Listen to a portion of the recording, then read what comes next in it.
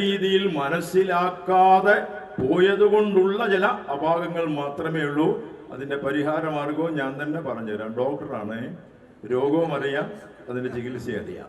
അതുകൊണ്ട് അത് ഞാൻ ഭംഗിയായിട്ട് പറഞ്ഞു തരാം.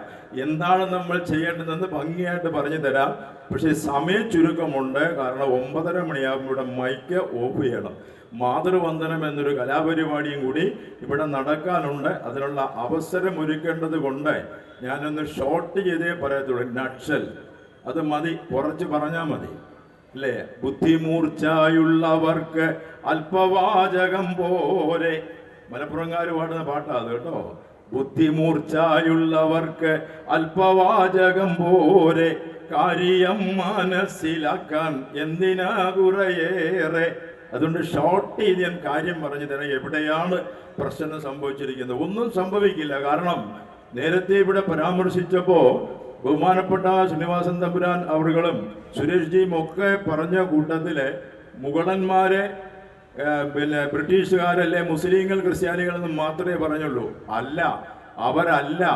സനാതനധർമ്മത്തെ തകർക്കാൻ യുഗാന്തരങ്ങളായി പരിശ്രമിച്ച അതിഭീകരന്മാരും ശക്തന്മാരുമായ രാക്ഷസന്മാരെയും അസുരന്മാരെയും വൈദേശിക ശക്തികളെയും മറികടന്നുകൊണ്ട് ഉദയസൂര്യന്റെ ശോഭയോടെ, അല്ലെങ്കിൽ കത്തിജ്വലിക്കുന്ന സൂര്യന്റെ ശോഭയോടെ സനാതനധർമ്മം ലോകമൊട്ടാകെ പരന്നുകൊണ്ടേയിരിക്കുകയാണ്. അത് ലോകം പഠിച്ചുകൊണ്ടിരിക്കുക. ആരും ഒഴിഞ്ഞു പോകല്ല. സനാതനധർമ്മം വളരുക തന്നെയാണ്. അതിന്റെ ഏറ്റവും വലിയ ഉദാഹരണമാണ് നരേന്ദ്രമോദിജി പോയി ഐക്യരാഷ്ട്ര സഭയെ കൊണ്ട് യോഗയെ അംഗീകരിപ്പിച്ചില്ലേ? ലോകം അത് ചെയ്യുന്നില്ലേ? അത് സനാതനധർമ്മത്തിന്റെ ഭാഗമല്ലേ? ഇംഗ്ലണ്ടിലും അമേരിക്കയിലും ഒക്കെ ഒരുപാട് മലയാളികളുടെ പരിപാടിക്ക്, യൂറോപ്പിന്റെ പരിപാടിക്കും നിരന്തരം സഞ്ചരിക്കുന്ന ആളാണ് ഞാൻ. നിങ്ങൾക്കറിയുമോ, അമേരിക്കയിലും UK-യിലും ഒക്കെ തന്നെ ഭഗവത്ഗീത പാഠ്യവിഷയമാണെന്ന് മാത്രമല്ല, പല ക്ലാസ്സുകളിലും അത് പാഠ്യവിഷയം മസ്റ്റാണ്, നിർബന്ധമാണ്. ഭാരതത്തിലോ കേരളത്തിലോ ഭഗവത്ഗീത പഠിക്കൽ മസ്റ്റുണ്ടോ? ഉണ്ടോ? ഇല്ല. അവിടെയാണ് നമ്മൾ ശ്രമിക്കേണ്ടത്. അതാണ് പറ്റിയ എന്തെങ്കിലും ഒരു ശോഷണം നമ്മുടെ നാട്ടിൽ സംഭവിക്കുന്നെങ്കിൽ അതാണ് കാരണം. ഞാൻ അതിലേക്ക് തന്നെ വരാം. സനാതനം എന്ന ആ വാക്കിന്റെ അർത്ഥം തന്നെ വർണ്ണിക്കണമെങ്കിൽ എനിക്കൊരു 2 മണിക്കൂർ വേണം. അതൊന്നും എനിക്കില്ല. 2 മിനിറ്റ് കൊണ്ട് ഞാൻ പറഞ്ഞു പോവുകയാണ്. കാര്യത്തിലേക്ക് പെട്ടെന്ന് കടന്നു പോവുകയാണ്. ഇത് എന്ന് തുടങ്ങി? അനാദിയ ഒറ്റ വാക്യത്തിൽ സനാതനധർമ്മം എന്താണെന്ന് ഒറ്റ വാക്യത്തിൽ പറയാം. അനാദിയായ സംസ്കരിച്ച ഒരു ജീവിത പദ്ധതി. അനാദിയായതും അത്യന്താധുനികവുമായ സംസ്കരിച്ച ഒരു ജീവിത പദ്ധതി. അതാണ് സനാതനധർമ്മം. ഇത് എന്നുണ്ടായി? പലരും കമ്പ്യൂട്ടർ ഗ്രാഫിക്സ് ഒക്കെ വെച്ച് നിരത്തിക്കൊണ്ട് പറയും ഭഗവത്ഗീത ഉണ്ടായിട്ട് 5000 കൊല്ലമായി, 7000 കൊല്ലമായി.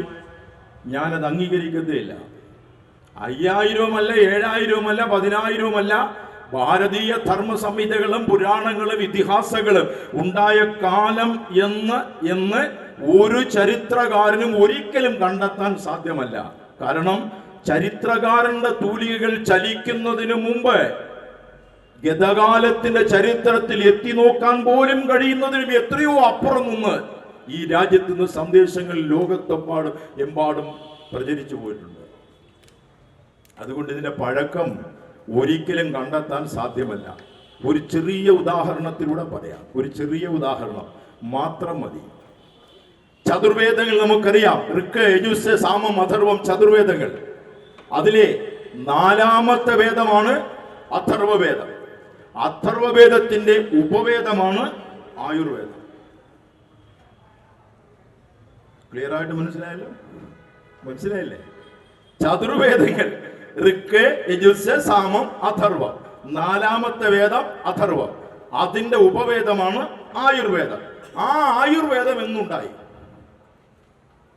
ചരിത്രം പറഞ്ഞത് ബ്രഹ്മാസ്മൃത്വ ആയുഷോ വേദം പ്രജാപതി മജിഗ്രഹേൻ സോ അശ്വിനോ തൗ സഹസ്രാശം സോ അത്രിപുത്രാധികാൻ മുനീൻ. ബ്രഹ്മാസ്മൃത്വ, ബ്രഹ്മാവ് ഓർമ്മയിൽ നിന്ന് പറഞ്ഞു.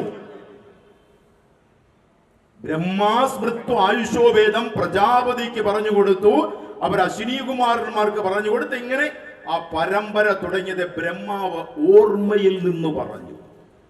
ഓർമ്മയിൽ നിന്ന് പറഞ്ഞ് നേരത്തെ പഠിക്കാതെ പറയാൻ പറ്റുമോ? ഞാനിവിടെ ശ്ലോകങ്ങളും കവിതകളും ഇംഗ്ലീഷുകളും കോട്ടിങ്ങുകളും എല്ലാം പറയണമെങ്കിൽ ഞാനത് നേരത്തെ പഠിച്ചിരിക്കണം. പഠിക്കാതെ പറയാൻ കഴിയോ? ഇല്ല. സ്മൃതിയിൽ നിന്ന്, ബ്രഹ്മാവ് ഓർമ്മയിൽ നിന്ന് പറഞ്ഞു വേദങ്ങളെന്ന് പറയുമ്പോൾ ബ്രഹ്മാവിനും മുമ്പേ നമ്മുടെ വേദങ്ങളും ഇതിഹാസങ്ങളും ഉണ്ടായി.